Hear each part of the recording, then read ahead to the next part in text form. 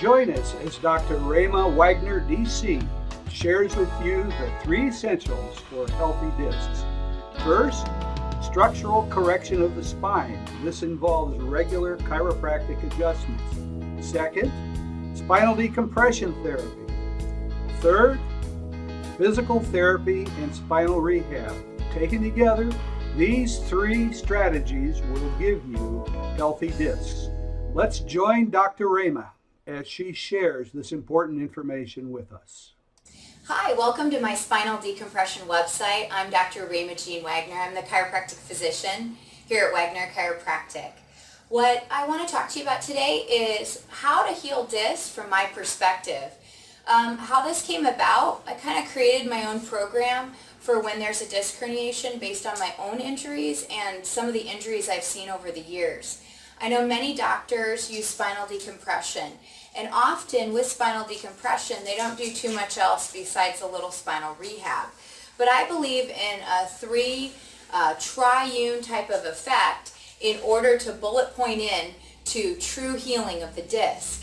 How I like to do that is through specific chiropractic adjustments. One of the things you'll need to know is if there isn't a nice gentle curve in the low back that opens up the holes where the spinal nerves come out, if your back has a hypolordosis or doesn't have that curve in it, what you'll find is you're more prone to disc herniations or disc bulges or disc problems than you need to be.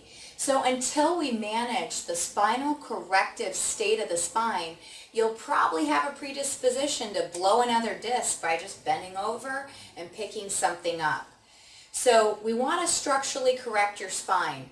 The second thing we want to do is use spinal decompression, because just through chiropractic care, a lot of times the discs won't move back to where they need to be and they won't heal. So through spinal decompression, which is, we have a very powerful machine that it's set just to your right amount of weight and pull, and what it does is it pulls apart at the spine and allows the disc to slide back in place over time.